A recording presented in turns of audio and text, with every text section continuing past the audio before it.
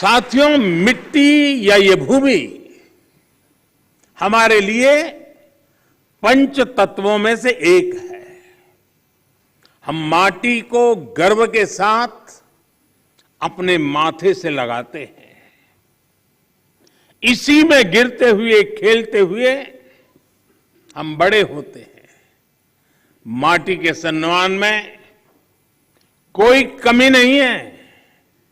माटी की अहमियत को समझने में कोई कमी नहीं है। कमी इस बात को स्वीकारने में है कि मानव जाति जो कर रही है उससे मिट्टी को कितना नुकसान हो रहा है, उसकी समझ का एक गैप रह गया है। और अभी सदगुरु जी कह रहे थे कि सबको पता है समस्या क्या है। हम लोग जब छोटे थे तो सिलेबस में, किताब में, एक पाठ्यक्रम के में एक पाठ पढ़ाया जाता था। गुजराती में मैंने पढ़ा है, बाकियों ने अपनी भाषा में पढ़ा हो शायद।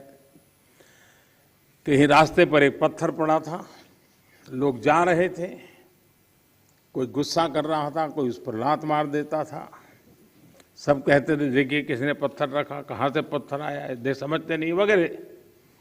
लेकिन कोई उसको उठा करके साइड में नहीं रखता था। एक सज्जन निकले, उनको लगा कि चलो भाई सदगुरु जैसा कोई आ गया होगा।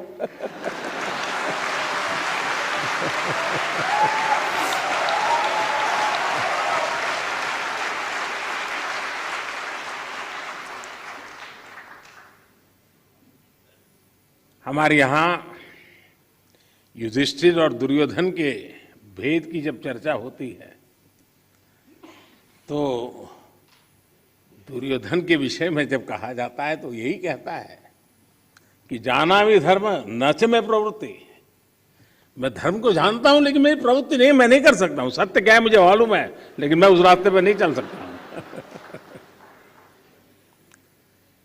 तो समाज में जब ऐसी प्रवृत्ति बढ़ जाती है तो ऐसा संकट आता है तो एक सामूहिक अभियान से समस्याओं के समाधान के लिए रास्ते खोजने होते हैं।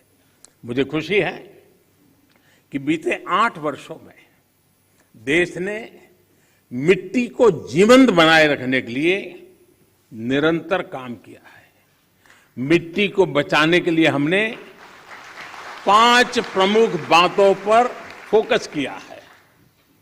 पहला, मिट्टी को केमिकल फ्री कैसे बनाएं। दूसरा, मिट्टी में जो जीव रहते हैं जिन्हें तकनीकी भाषा में आप लोग सॉइल ऑर्गेनिक मैटर कहते हैं, उन्हें कैसे बचाएं। और तीसरा, मिट्टी की नमी को कैसे बनाए रखें, उस तक जल की उपलब्धता कैसे बढ़ाएं। चौथा, भूजल कम होने की वजह से मिट्टी को जो नुकसान हो रहा है उसे कैसे दूर करें। और पांचवा, वनों का दायरा कम होने से मिट्टी का जो लगातार क्षरण हो रहा है उसे कैसे रोकें।